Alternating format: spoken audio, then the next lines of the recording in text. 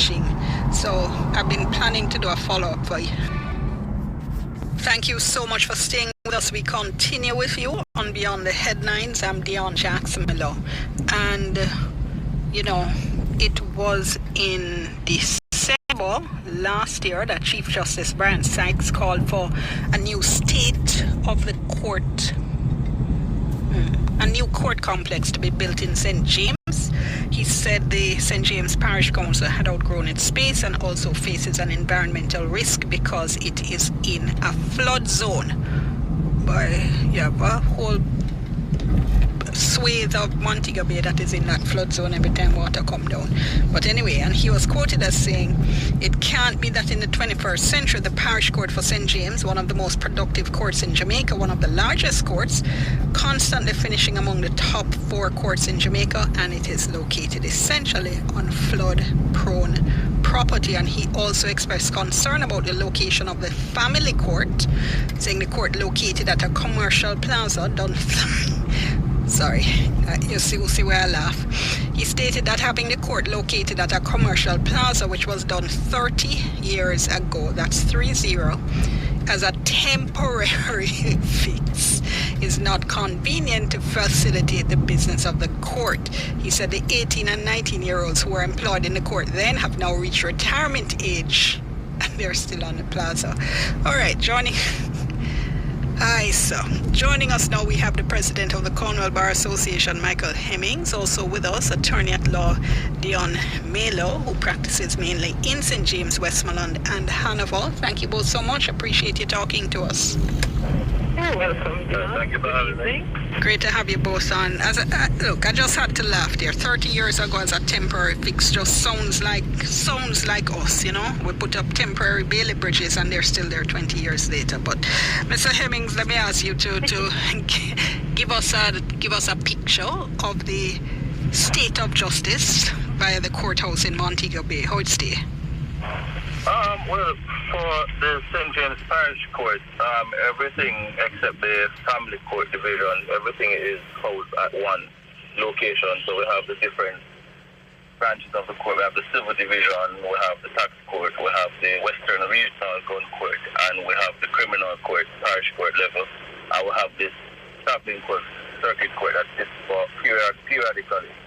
And at Car Crescent that you alluded to, which was a temporary fix, there is a family court that has been there for over some 30 years.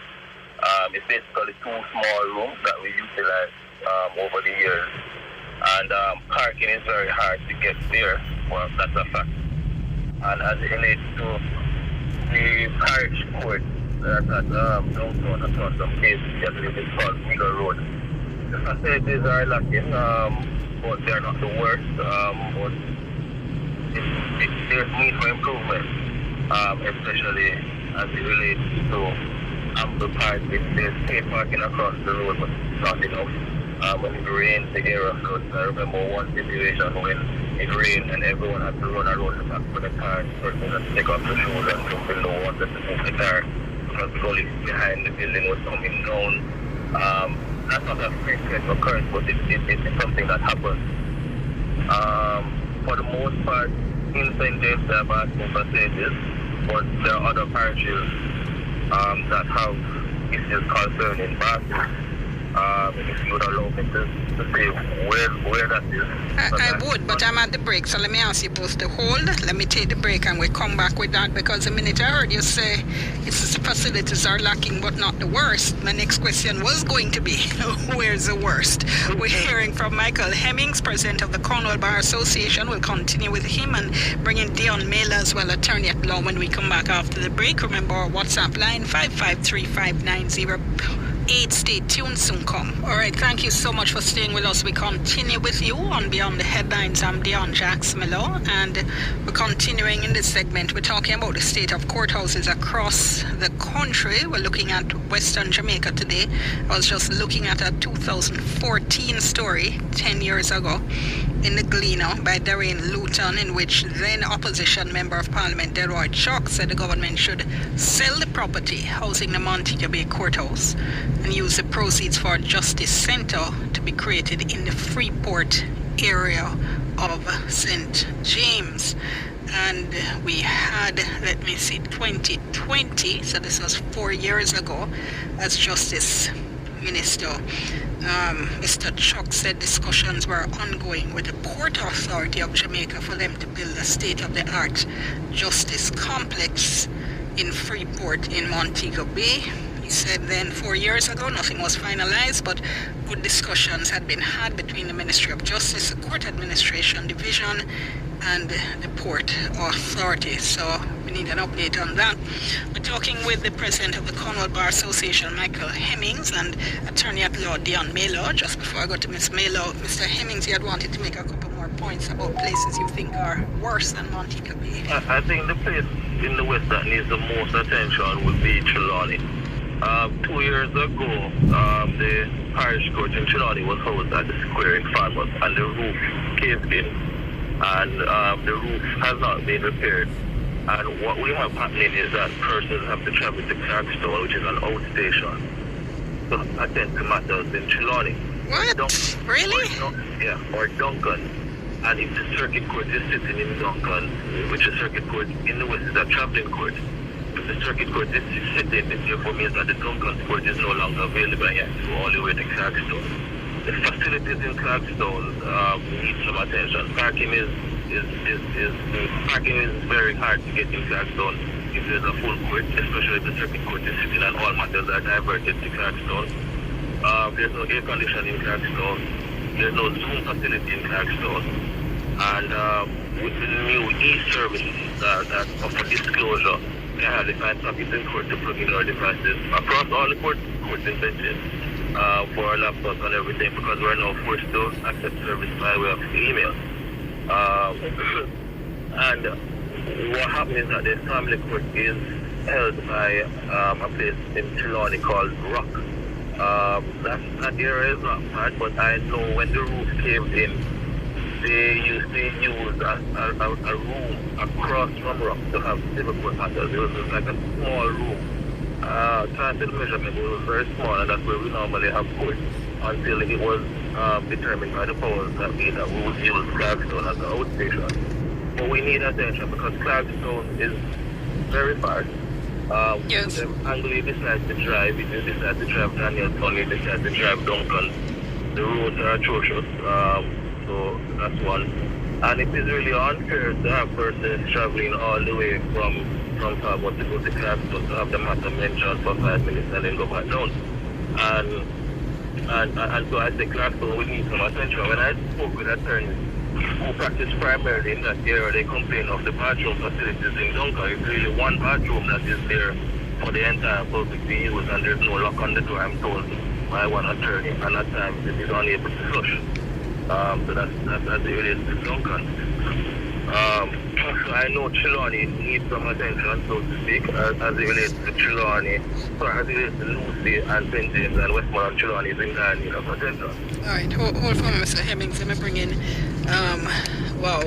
in, Ms. Melo. But just to say as well, apart from anything else, just the idea that you have the capital of the parish without the port facility there also, where you're supposed to have the center of commerce. But Ms. Melo, let me bring you in and ask for your thoughts in terms of the state of the courthouses.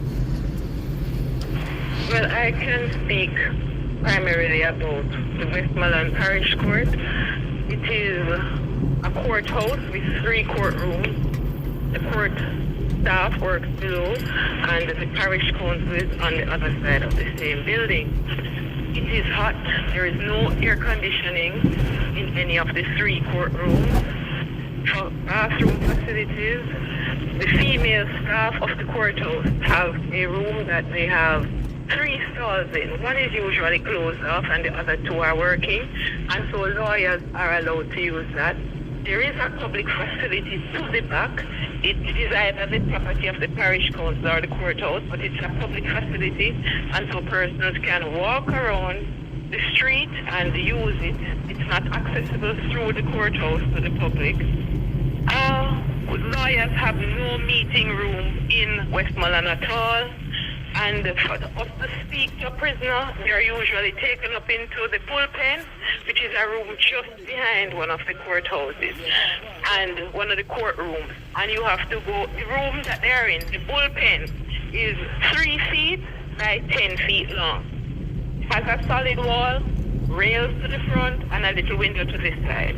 So if you want to have a quick word, because that's all you can do, is go to the window and speak through the bars to the prisoner at the grill.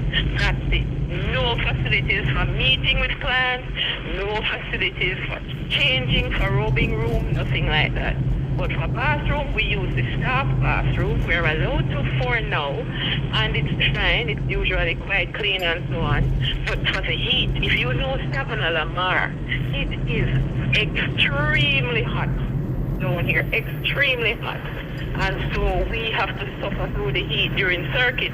In fact, one of the circuits, the judge had to say persons were not allowed in a trial that was going on. They were allowed not to wear their robes. That's how hot it was in the courtroom. Other than that, we have another courthouse, which is at Withorn. Withorn is the only operational outstation now. What concerns me about Withorn is that the one bathroom that the staff have, that lawyers are allowed to use, you have to walk to the side of the judge when he's on the bench to go to that bathroom. And it is, the floor is board, the partition is Solitex and board. So if you go to use the bathroom while the judge is on the bench, everybody in the courtroom is going to see you going to the bathroom, and depending on how long you stay, whether you do a 1 or a 2, they will know. And worst of all, if you flush the toilet now, then the whole courtroom can hear you using the bathroom at the Withorn courthouse. That is not very nice. Not a nice situation. So something needs to be looked at where that is concerned. Withorn is an outstation, so there is no facilities for lawyers to meet with clients. There is no robing room. There is no nothing like that. But for bathroom, you have heard where it is. When court is in session and you need to use it, you have to walk. And you know you're not supposed to walk behind the judge on the bench. You have to walk by the judge to go and use the bathroom. So that is not very convenient at all.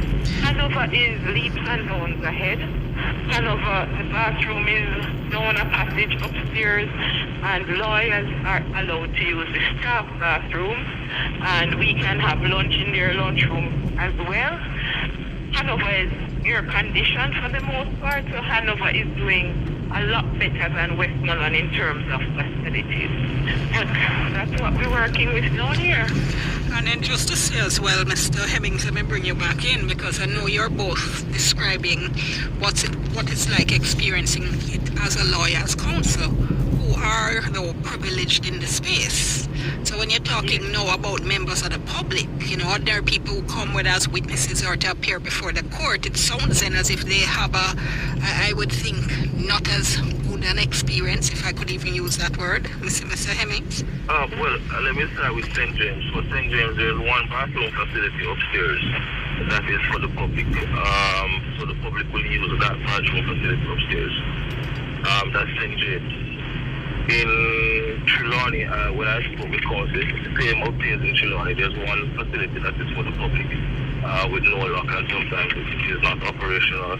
And Miss Mayor would have given you the situation in Westport. But there is room for improvement. I can't say, because I'm primarily in St. James where I practice. But for the most part, the bathroom facility is operational. For attorneys in St. James to come up our association, we have a bathroom that we are responsible for taking care of and ensuring that quality that the attorneys are comfortable as they receive the facilities there. And the one bathroom that is in St. James for the public, for the most part, is operational. That I can say. Well, I'm listening though, and Ismail, I think you were coming back in as well, but I'm listening, and you know, the mere fact that just a working bathroom, which should be something that's so basic and something we shouldn't even have to ask about, is, you know, we have to be using that to say, well, it's not so bad because you can have one there, or you have one you can use, or we can use staff or whatever. that is the state of what we're working with now, because we're using spaces that are extremely old. For example, in Westmoreland, the parish council, they have built their own municipal corporation. They have a whole building across the road, and yet they still continue to occupy a part of the space for where the court is sitting. Now, if they vacated that would allow certainly for more room for the court to operate. You don't want to see where court staff, for example, do filing. People have to have their office in the filing room.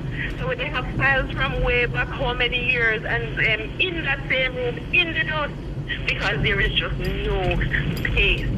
Right? The clerks have to share one big room, the deputy clerk is in there, and it is just tight.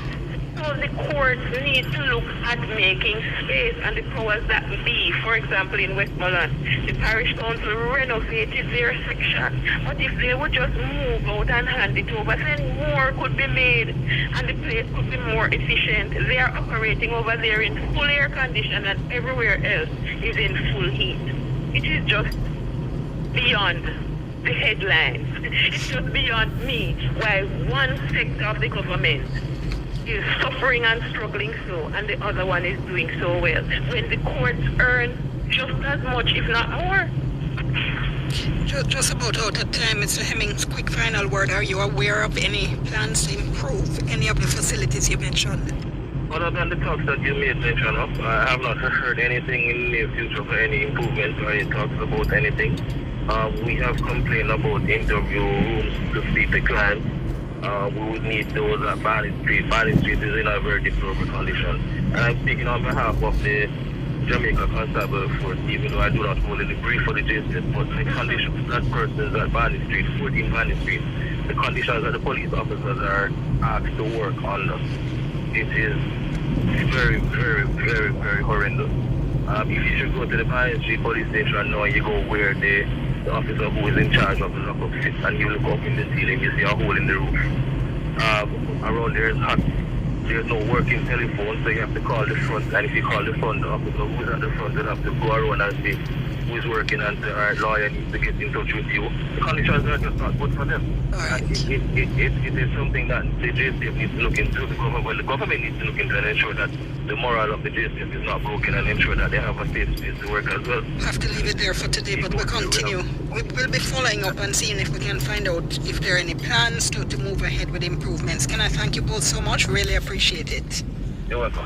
Michael Hemmings, good to have you both. Michael Hemmings, President of the Cornwall Bar Association, Attorney at Law Dion Miller, talking to us as well. Stay tuned when we come back. Complications caused by skin bleaching.